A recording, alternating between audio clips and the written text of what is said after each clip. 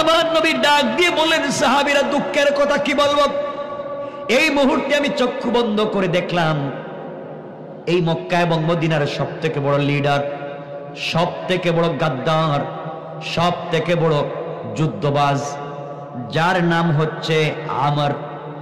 আমর নামে একজন বড় যুদ্ধবাজ, মহাপহলওয়ান, মহাবীর, এই মুহূর্তে কাবার গিলাফ ধরে সে শপথ করেছে, যতক্ষণ পর্যন্ত ইসলামের নবী মুহাম্মদের ইসলামের নবী ইসলাম ধর্মের নবী মুহাম্মদ ইবনে আব্দুল্লাহকে যতক্ষণ পর্যন্ত হত্যা না করবে ততক্ষণ পর্যন্ত সে পানীয় পান করবে না, কোনো খাবার নিবে না। এই বলে সে শপথ করেছে। শপথ করে 5 থেকে 6,000 সৈন্য নিয়ে সে আমাকে হত্যা করবার জন্য আসতেছে। এই জন্য চোখের পানি ছেড়ে দিলাম আর কাঁদতে লাগলাম, কি ব্যাপার, এত বড় জিনিস আমাকে হত্যা করবার জন্য এই মুহূর্তে কাবার গিলাফ ধরে শপথ করে আসতেছে। সাহাবায়ে কেরাম বসা, হযরত ওসমান বললেন, ইয়া রাসূলুল্লাহ, তাহলে আমরা কি করব? এই পহলওয়ান তো বিশাল বড় পহলওয়ান, 10,000 মানুষ যদি তার সামনে দাঁড়ায় কেউ তার মোকাবেলা করতে পারবে না। এর কারণ হলো তারিখে পাওয়া যায় এই আমর প্রত্যেক দিন সন্ধ্যায় 21 কেজি খাবার খায় আর সকাল বেলা 25 কেজি খাবার খায়। কত কেজি হয়েছে? কথা বলেন না। 21 কেজি আর 25 কেজি, 46 কেজি। প্রত্যেক দিন সকাল বেলা 25 কেজি, সন্ধ্যা বেলা 21 কেজি খাবার খায়। এমন একটা লোকের মোকাবেলা করবার মতো সাহস তো পৃথিবীর কোনো মানুষের নাই। ওগো আল্লাহর পয়গম্বর, আমরা জানি এই যুদ্ধবাজ আমর যখন যুদ্ধে যায়, যুদ্ধের ময়দানে যেই তরবারি নিয়ে সে যুদ্ধ করে, এই যুদ্ধের তরবারির ওজন হচ্ছে 2.5 থেকে 5 মণ। এই যুদ্ধের ময়দানে তরবারির ওজন 2.5 থেকে 5 মণ। তরবারির পারবেন এর মোকাবেলা করতে? আল্লাহর পয়গম্বর যে প্রতিদিন 46 কেজি খাবার খায়, 2.5 থেকে 5 মণ ওজনের তরবারি দিয়ে যুদ্ধ করে, এর মোকাবেলা করবার মতো শক্তি তো আমাদের কারণেই। আল্লাহর পয়গম্বর, আমরা কি করব? নবীজি বললেন, পরামর্শ দাও। সবাই মিলে পরামর্শ করলেন, বদদুয়া করবেন, তার জন্য বদদুয়া করবেন। আল্লাহ, ও আমর যখন বের হবে তার পা যেন অবশ হয়ে যায়, হাত যেন অবশ হয়ে যায়, প্যারালাইসিস হয়ে যায়। আমি কি বোঝাতে চাই শুনবেন, প্যারালাইসিস যেন হয়ে যায় আর যে যুদ্ধ করতে না পারে, ইসলামের মোকাবেলা করতে যেন না পারে। আল্লাহর পয়গম্বর বললেন, চলো সবাই হাত উঠো, আমরা এই মুহূর্তে তার বিরুদ্ধে বদদুয়া করব। সবাই মিলে হাত উঠালেন, বিশ্ব নবী হাত উঠালেন।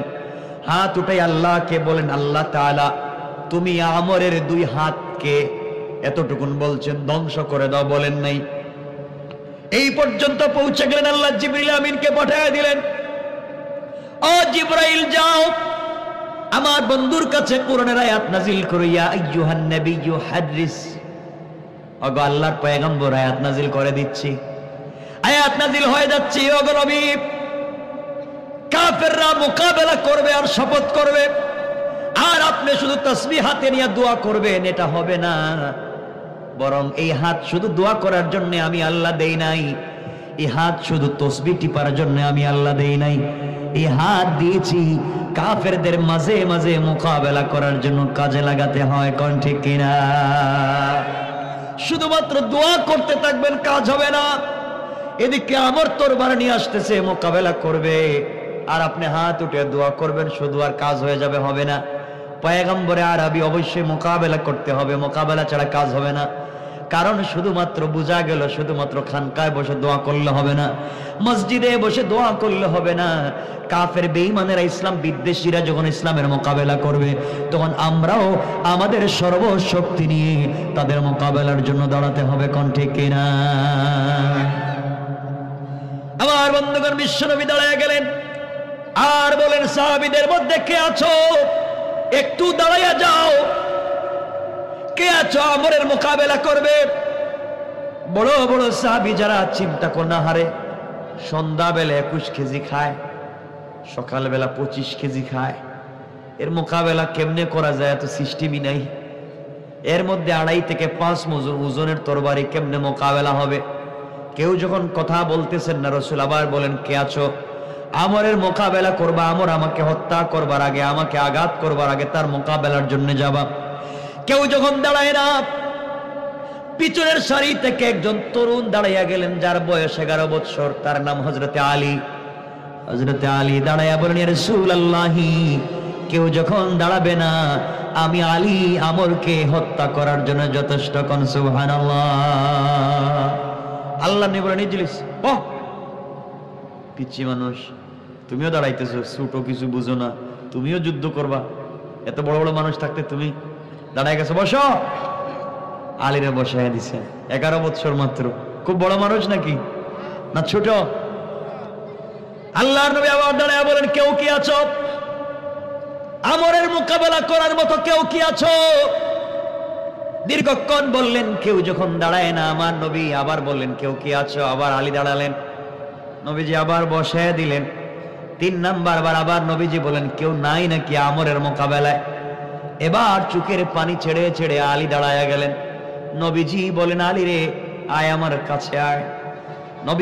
নবীজির কাছে আলী রাদিয়াল্লাহু তাআলা আনহু গেলেন। আমার নবী আলীকে জড়াইয়া ধরলেন। আলী বাচ্চা মানুষ, ফুফায়া ফুফায়া কাঁদতেছে। নবীজি বলছেন, আলী কেন বারবার তুমি দাঁড়াচ্ছ, বলো তো কি হয়েছে? আলী ডেকে বলেন, ইয়া রাসূলুল্লাহ, আপনি আমার চাচাতো ভাই, আজকে আমার বাবা নাই, এই জমিনে কেউ নাই, আজ আপনার মোকাবেলা করবে, আপনাকে আঘাত করবে, আমি আলী বেঁচে থাকবো তা হতে পারে না। কেউ যদি না দাঁড়াতে পারে, আমি আমার নবীকে এত বেশি ভালোবেসে ফেলেছি, আমি আমার নবীকে ছাড়া 1 মিনিট থাকতে পারি না।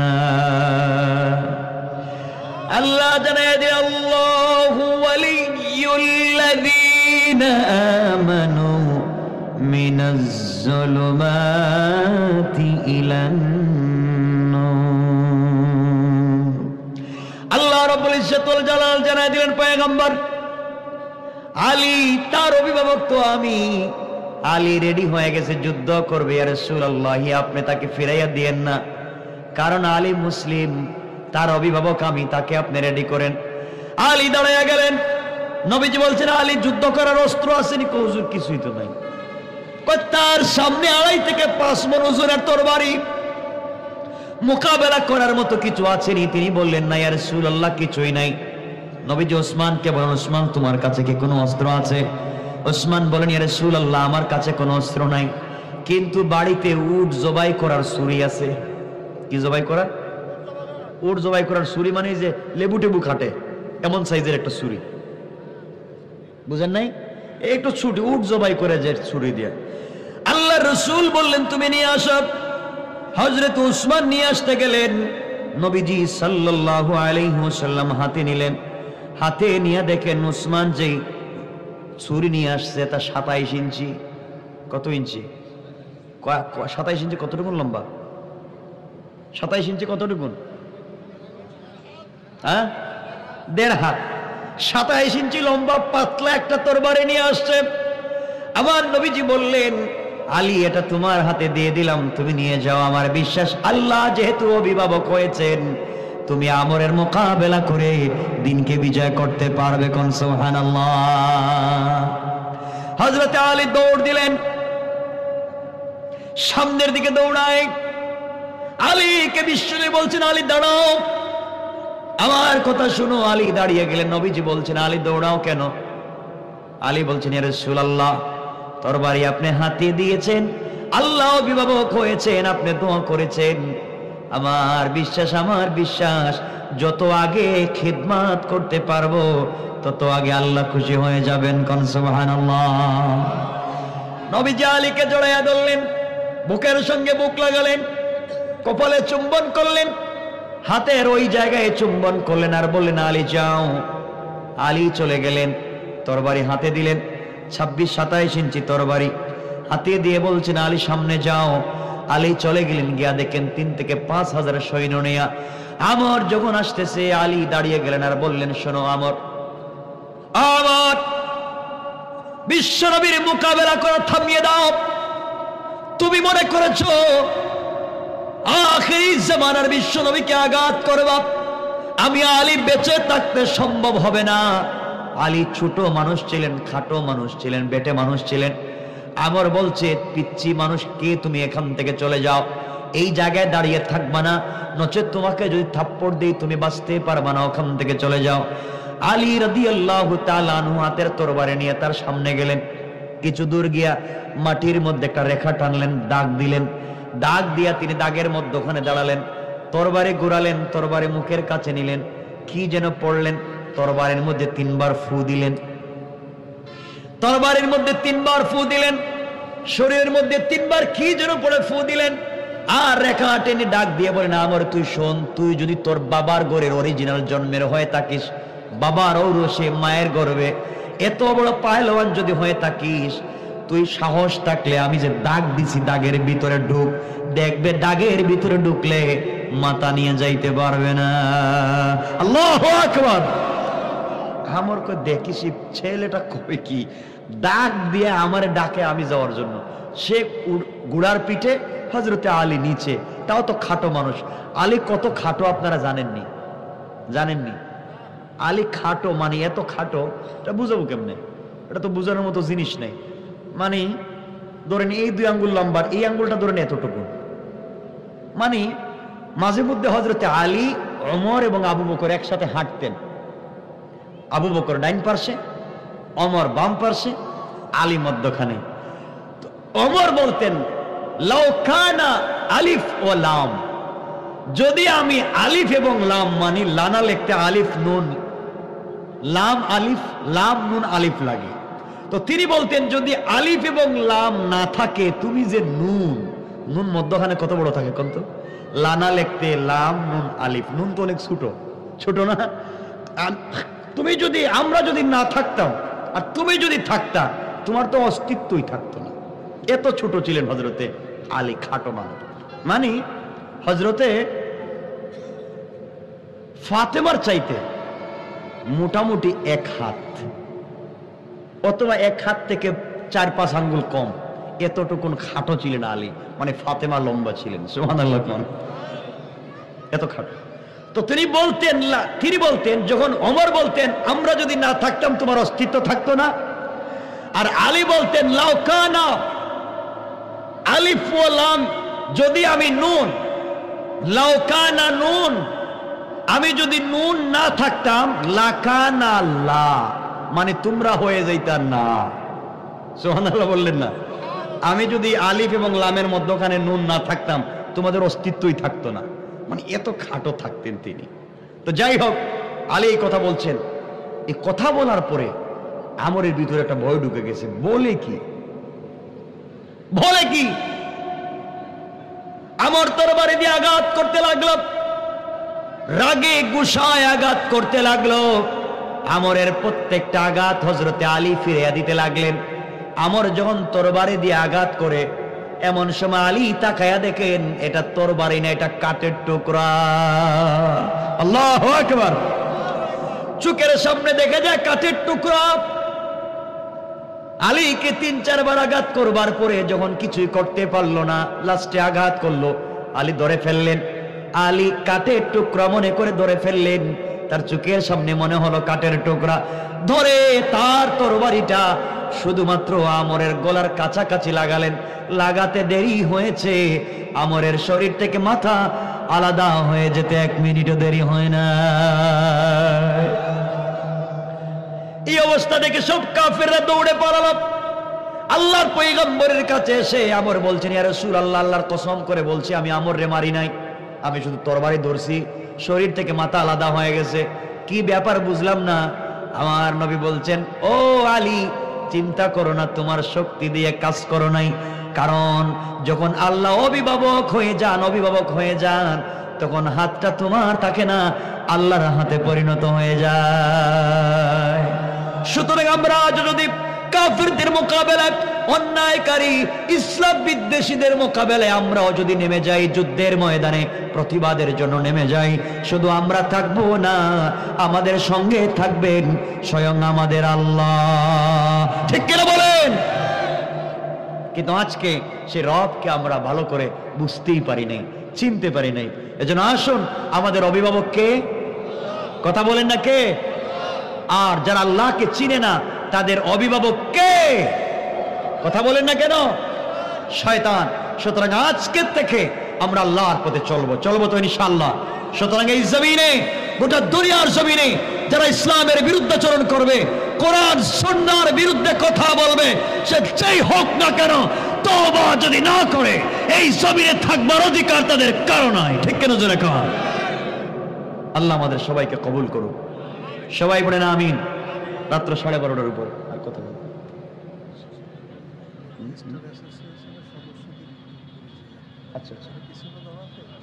আচ্ছা ইনশাআল্লাহ। আচ্ছা, আমি আলোচনা এখানে রেখে দিলাম, লম্বা করব না। আপনার বসবেন, মোনাজাত করব, কিন্তু আমি আলোচনার পরে 2-4 মিনিট দিয়ে থাকি খোলা প্রশ্ন।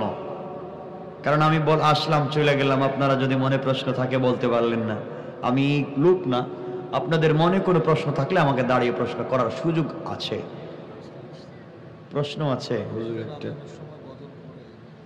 ফজরের সওয়াল করেছি, মেহরবানি করে উত্তর দেবেন। ফজরের আজানের আগে গজল গাওয়া কি জায়েজ? ওরে আল্লাহ, গজল ফজরের আজানের আগে গজল গায় কোথায়?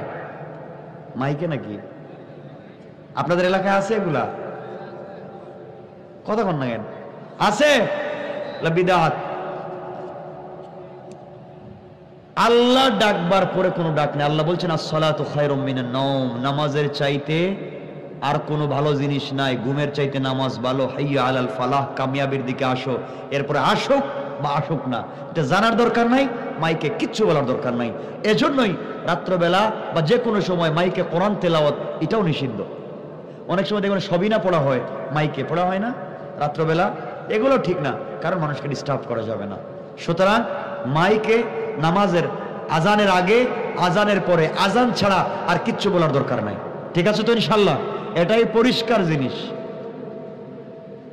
কারো প্রশ্ন আছে কিছু থাকলে বলেন।